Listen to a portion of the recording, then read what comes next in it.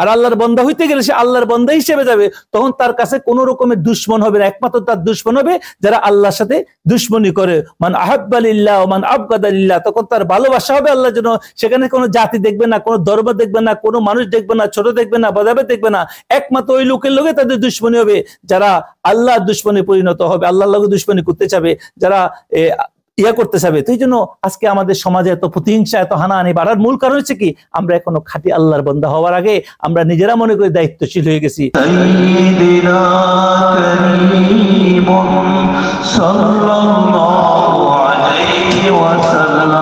কারণ তোমার ভিতরে যত আমিত্ব আছে, আমি আছে, চাওয়া পাওয়া আছে, লোক দেখানো ভাব আছে, সেটাকে কি করবে, আমার থেকে দূর করে দিবে। যত আমার থেকে আমার আমিত্ব খতম হয়ে যাবে, তখন আমার প্লেট পরিষ্কার হয়ে যাবে, তখন রব্বুল আলামিন তাকে কুরব করে নিবে। এই জন্য হাদি যারা হেদায়েতের রাস্তায় যারা চলছে, তারা আল্লাহর কাছে দোয়া করতে, আল্লাহ পাক কোরআন কারীমের মধ্যে উদউনি ফাস্তাজিব লাকুম, আমরা অনেকে মানে আল্লাহর কাছে আল্লাহ বলছে দোয়া চাইতে। আল্লাহ কি দোয়া চাইতে বলছে এটাও দেখতে হবে।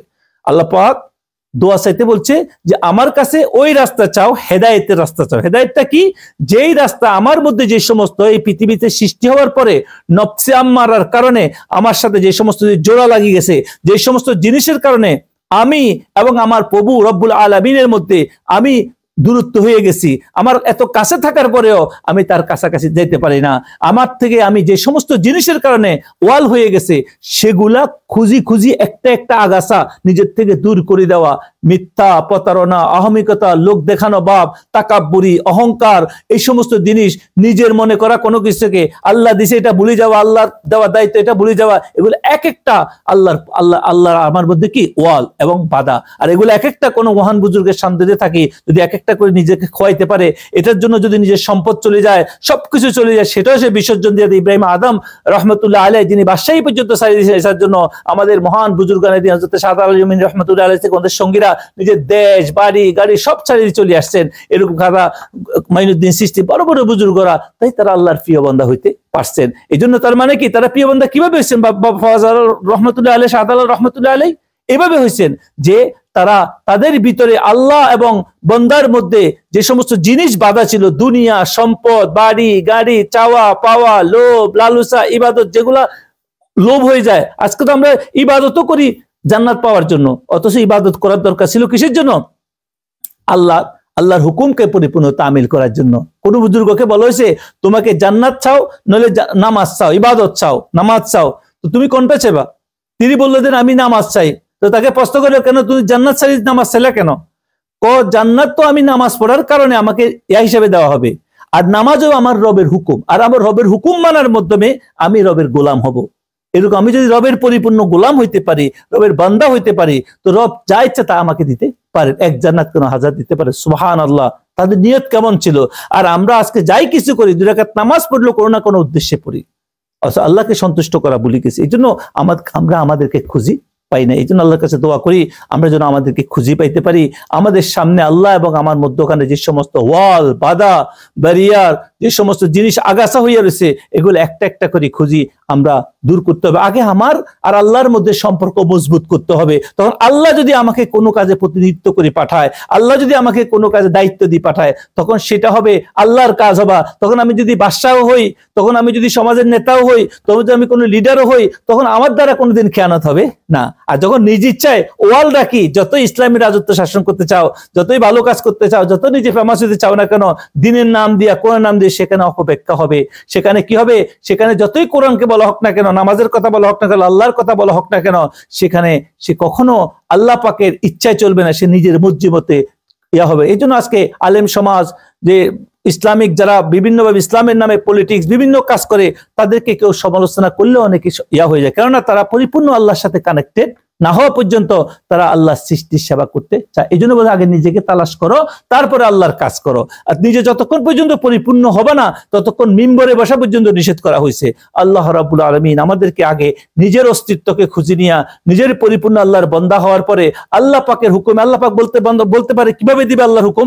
আল্লাহ বান্দাকে স্বপ্ন যুগে, রাসূল সাল্লাল্লাহু আলাইহি ওয়াসাল্লাম স্বপ্ন যুগে আল্লাহ পাক মানুষকে অনেক কিছু দেখাইতে পারেন। সপ্ত নবুয়তের 40 ভাগের 1 ভাগ বলা হয়েছে, হাদিসের মধ্যে আসছে।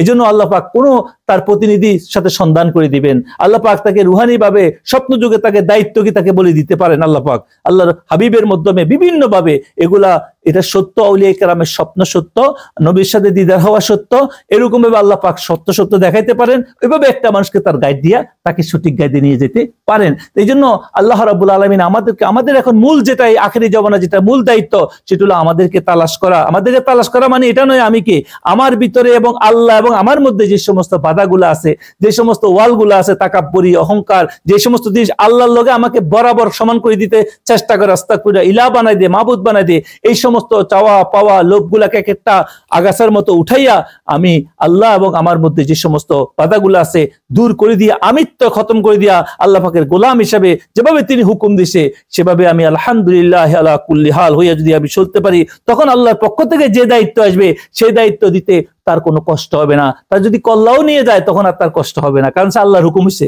কারণ সেখানে এখন তো একটা লোক ইসলামের নামে কল্লা দিতে গেলে সে ভয় পায়, কেন সে এখন আল্লাহর বান্দা হইতে পারে নাই। আর আল্লাহর বান্দা হইতে গেলে সে আল্লাহর বান্দা হিসেবে যাবে, তখন তার কাছে কোন রকমের দুশমন হবে না, একমাত্র তার দুশমন হবে যারা আল্লাহর সাথে দুশমনি করে। মান আহাব্বা লিল্লাহ ওয়া মান আবগাদা লিল্লাহ, তখন তার ভালোবাসা হবে আল্লাহর জন্য। সেখানে কোনো জাতি দেখবে না, কোনো ধর্ম দেখবে না, কোনো মানুষ দেখবে না, ছোট দেখবে না, বদাবে দেখবে না, একমাত্র ওই লোকের লোকে তাদের দুশমনি হবে যারা আল্লাহর দুশমনে পরিণত হবে, আল্লাহর লগে দুশমনি করতে চাবে, যারা ইয়া করতে চাবে। তো এই জন্য আজকে আমাদের সমাজে এত প্রতিহিংসা, এত হানাহানি বাড়ার মূল কারণ হচ্ছে কি, আমরা এখনো খাঁটি আল্লাহর বান্দা হওয়ার আগে আমরা নিজেরা মনে করি দায়িত্বশীল হয়ে গেছি।